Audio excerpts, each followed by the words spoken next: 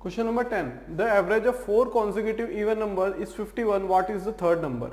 यहाँ पे देखो पिछले क्वेश्चन में हमने क्या किया था, ऑड नंबर्स के लिए किया था, सेंटर वाला ही एवरेज होता है हमारा नंबर, लेकिन यहाँ पे इवन नंबर से सेंटर किसको माने, सेंटर किसको माने।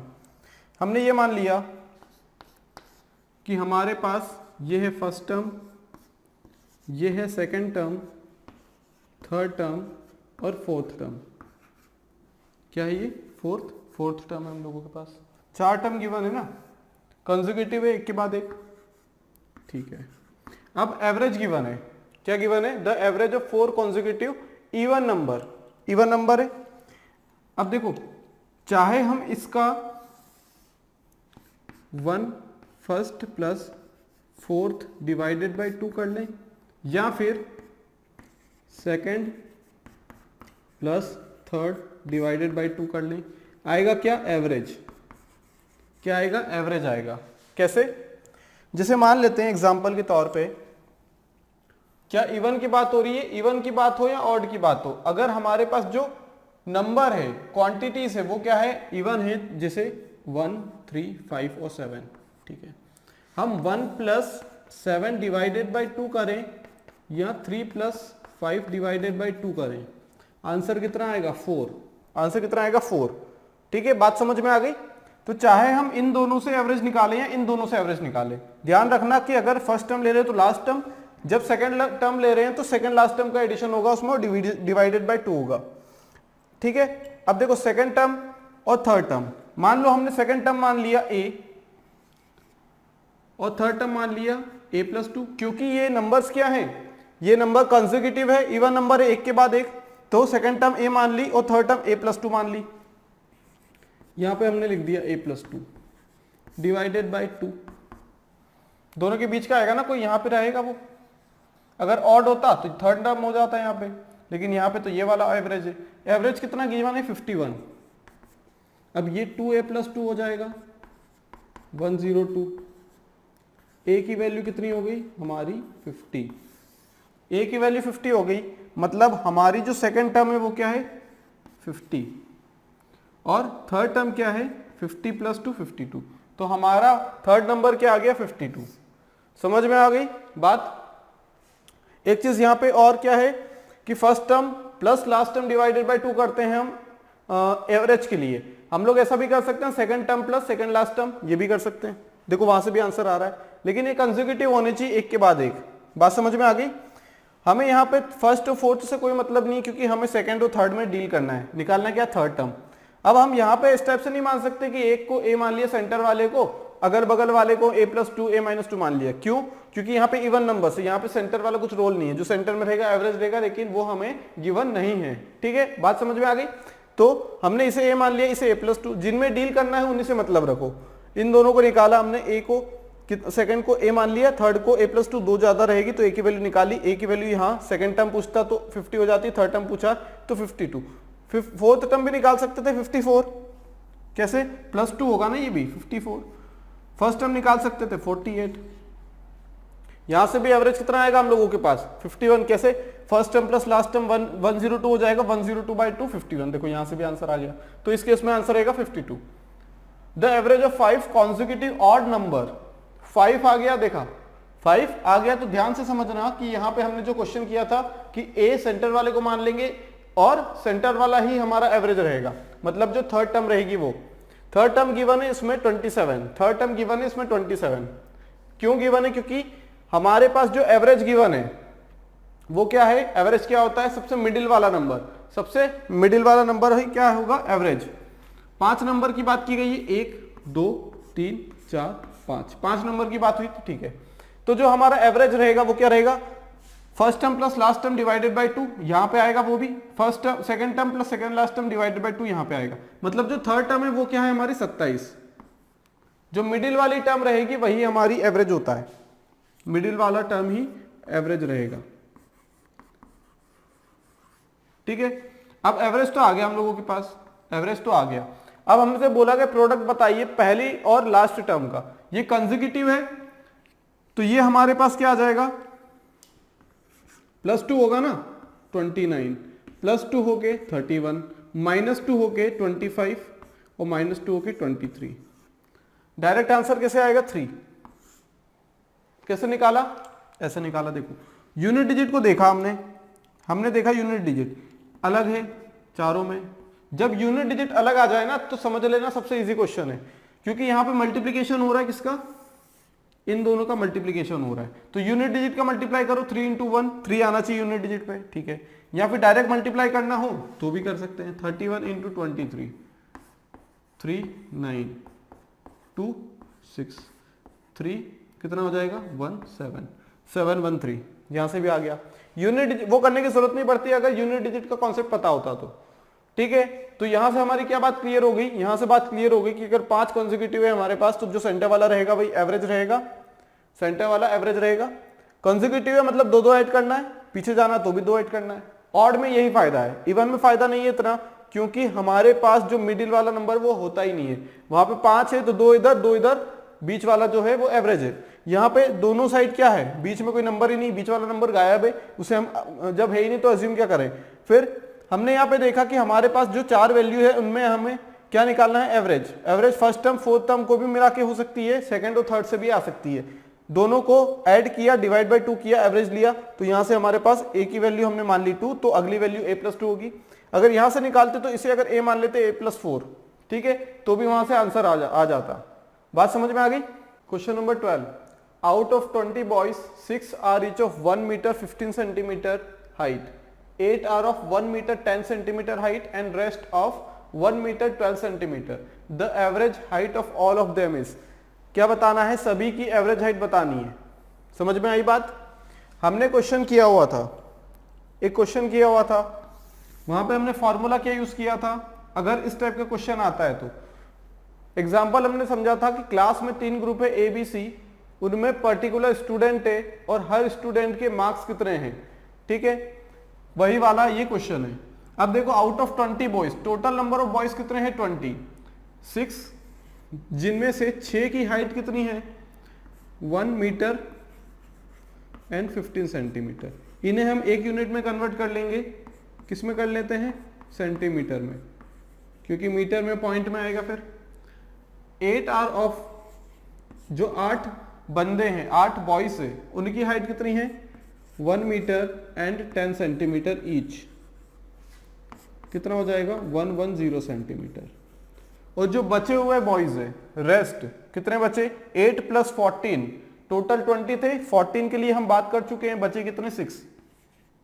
इनकी हाइट कितनी है 1 metre and 12 centimetre, 1 metre and 12 centimetre. इसका मतलब क्या है 112 सेंटीमीटर, 112 सेंटीमीटर, ठीक है। इतनी बात समझ में आ गई।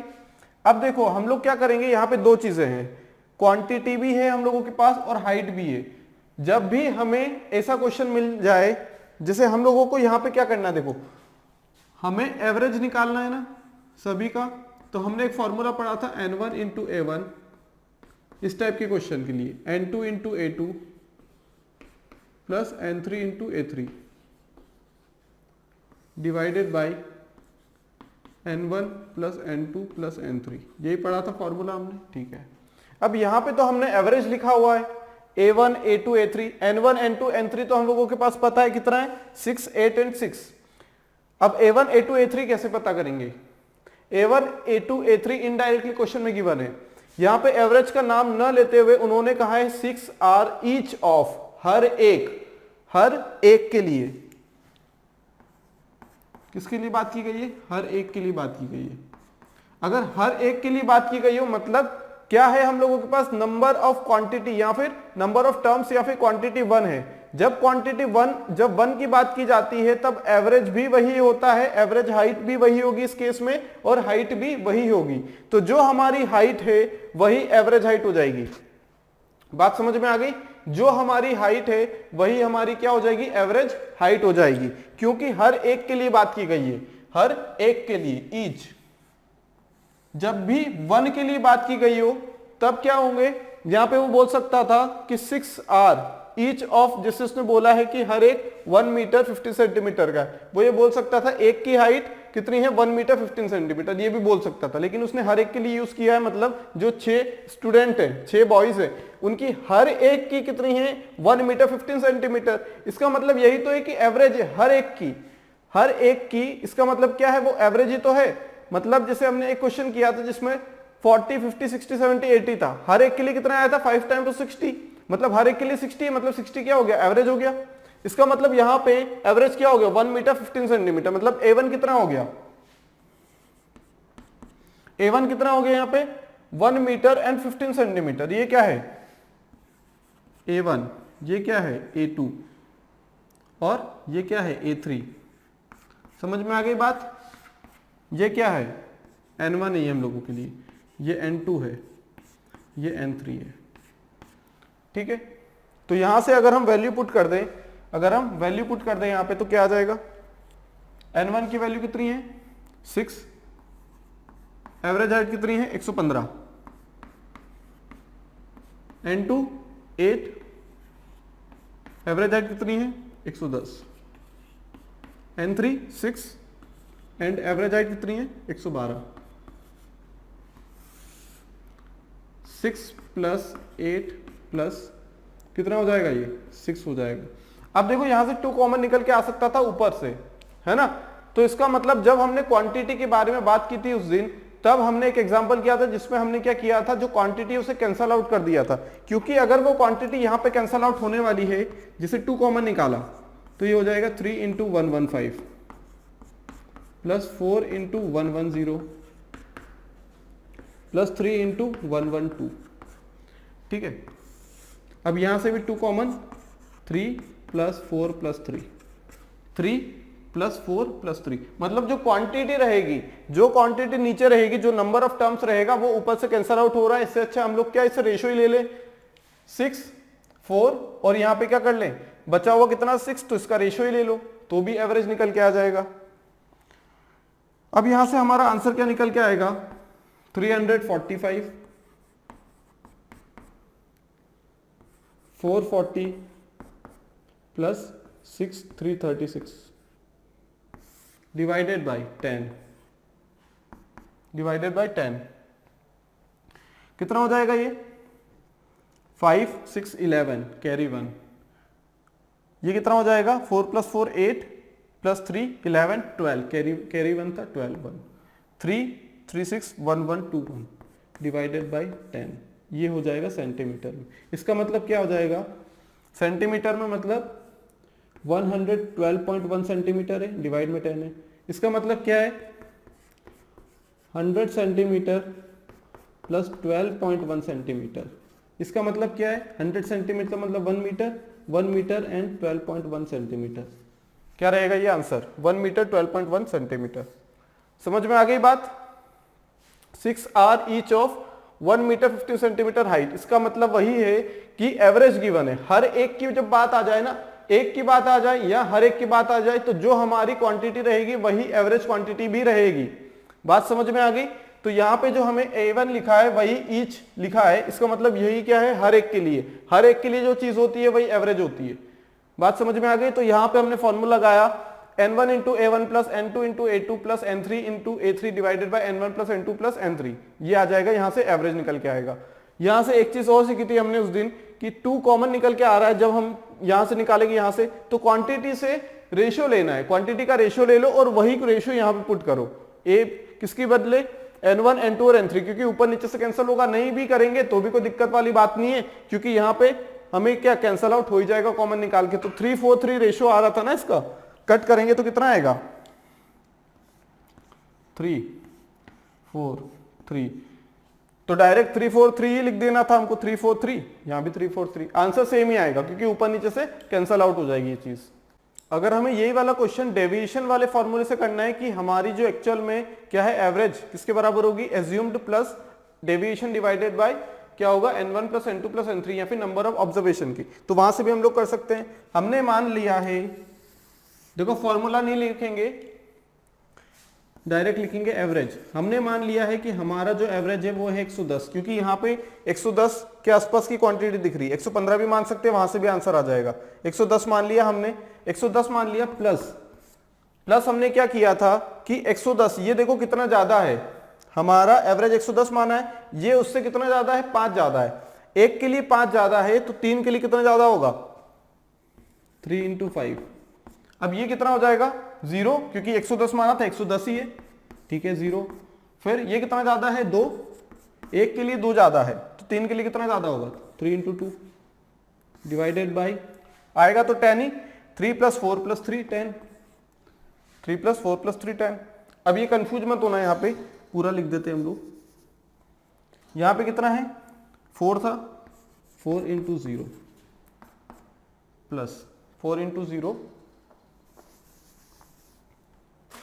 क्या आ जाएगा 4 इंटू 0, क्योंकि डिफरेंस 0 का है, प्लस 3 इंटू कितना हो जाएगा यहाँ से 2 डिवाइडेड बाई 10, कितना हो जाएगा ये 110 प्लस 15, ये 0 हो जाएगा, प्लस 6/10।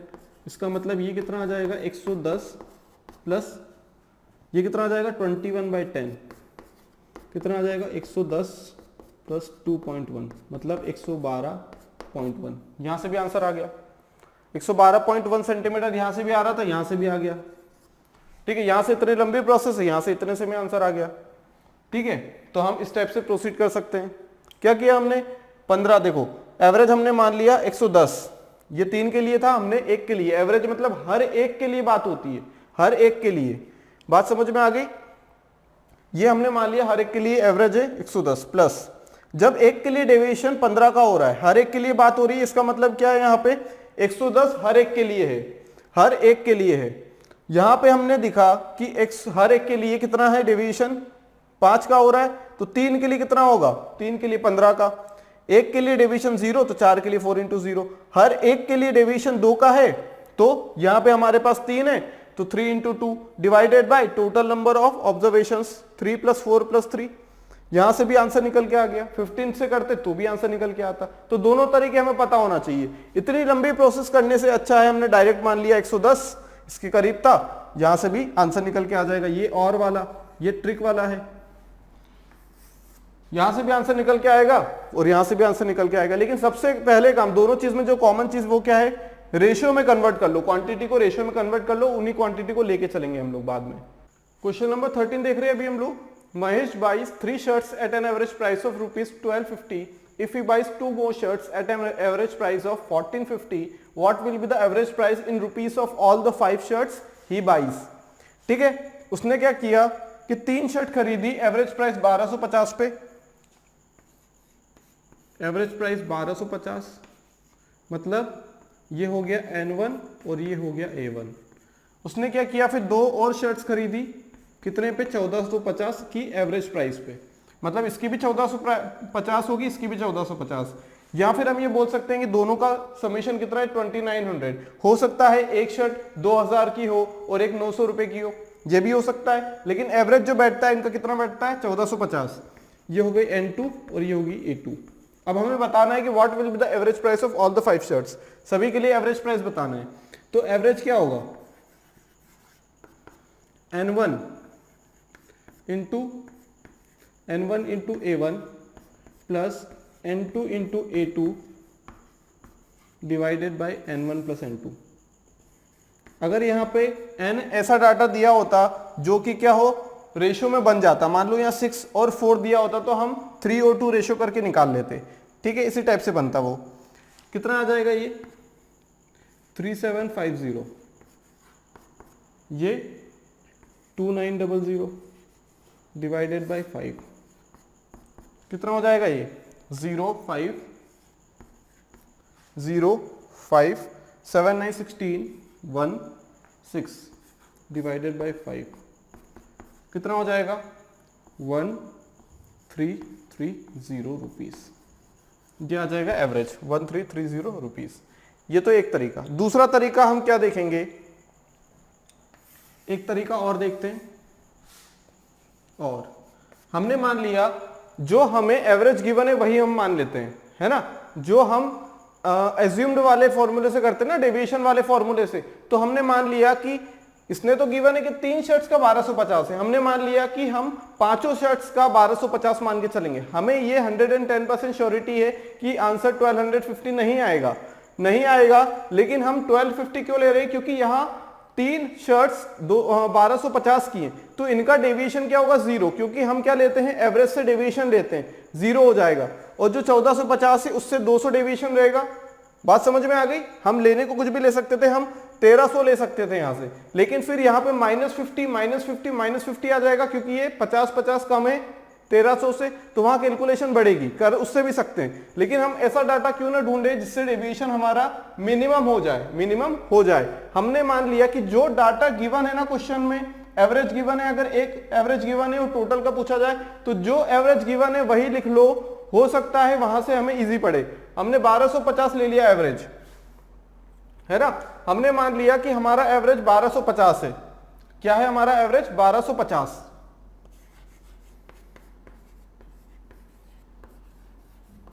हमने मान लिया 1250 एवरेज है, ठीक है। तो हमारी कितनी शर्ट से? टोटल 5 शर्ट से। पहली शर्ट भी 1250 की है, दूसरी भी 1250 की है, तीसरी भी, चौथी कितने की है? 1450 की है, और चौथी भी 1450 की है। अगर हम फॉर्मूला लिखें तो हम क्या लिखेंगे? एवरेज जो रहेगा हमारा क्या रहेगा? हमने जो माना है, एज्यूम किया है 1250 प्लस क्या आ जाएगा? डेविएशन। अब देखो 1450 हमने एवरेज मान लिया है, तो ये डेविएशन कितना हो जाएगा? 0। ये किसकी बात कर रहे हैं? डेविएशन की। अगर यह कुछ और मानते तो यहाँ पे 0 की जगह कुछ और वैल्यू होती, ठीक है। 1450 मानते तो ये तीनों नेगेटिव में हो जाते, इसका भी 0, इसका 200 और इसका 200। तो हमारे पास क्या आ गया? हमारे पास क्या चीज आ गई? डेविएशन कितना आ गया? टोटल 0 + 0 + 0 + 400। कितने नंबर ऑफ क्या है? ऑब्जर्वेशंस कितने हैं? 5। हमने 5 के लिए निकालना है। ये गिवन था 3 के लिए, लेकिन हमने 5 के लिए ही मान लिया, ठीक है। कुछ और भी मान सकते थे, लेकिन डाटा को इजी बनाने के लिए हमने 1250 को मान लिया। इजी कैसे बना? क्योंकि यहाँ पे 3 0 हो गए। अगर 1450 लेते तो यहाँ 2 0 बनते। अगर 1300 लेते तो यहाँ -50 और 100 और 100, आंसर तब भी वहां डेविएशन सेम आता, सॉरी डेविएशन लगाता, लेकिन आंसर सेम आता हम लोगों का। अब देखो 1250 हो गया प्लस ये कितना हो गया? 80, कितना हो जाएगा? 1330, 1330। यहां से भी आ गया, यहां से भी 1330 आ गया, ठीक है। तो दोनों तरीके से हम लोग आंसर निकाल सकते हैं। बात समझ में आ गई? ठीक है। हमने क्या कर लिया? 1250 एवरेज मान लिया। यहाँ पे नंबर में गिवन था, हमने सभी को अलग अलग ब्रेक कर लिया। अगर ब्रेक नहीं करते हम लोग तो क्या कर लेते? यहाँ पे तो क्या करना होता हमें? यहाँ पे हमें क्या करना होता? 0 × 3, और यहाँ पे क्या करना पड़ता? 2 × 200, तो ये भी 400। बात एक ही है, फॉर्मूला लगा दो, यहां से कर लो। हमने ब्रेक किया है अलग अलग, इसलिए हमने यहां से किया है। अगर हम डायरेक्ट फॉर्मूला लगा देते ये वाला, तब हम क्या कर लेते? 3 टाइम्स ऑफ डेविएशन 0 हो जाता, 2 टाइम्स ऑफ इसका डेविएशन 200, 400, आंसर तो सेम ही आता। 3 + 2 यहां भी है। अगला question, what is the average of all the numbers between 100 and 200 which are divisible by 13? 13 से डिविजिबल होने वाले 100 और 200 के बीच के नंबर्स का एवरेज बताना है, ठीक है। कैसे करेंगे? एवरेज क्या होता है? First term plus last term divided by 2। अब फर्स्ट टर्म 100 के बाद सबसे पहले ऐसी कौन सी टर्म है जो 13 से डिविजिबल होती है? 6 × 7 × 8 × 13, 8 × कितना होता है? 104। तो पहली टर्म तो आ गई 104। लास्ट टर्म कौन कौन सी आएगी? लास्ट टर्म कौन सी आएगी हम लोगों की? 200 से जस्ट पहला 13 का मल्टीपल कौन सा होगा? 13 का स्क्वायर कितना हो जाता है? 13 का स्क्वायर 169, 82, 95, 195। हमें मतलब नहीं कितने टाइम्स, लेकिन होता कौन सा ये देख रहे हैं। क्या आएगा हम लोगों के पास average? 195 plus 104 divided by 2, 299 divided by 2, मतलब 149.5। 149.5।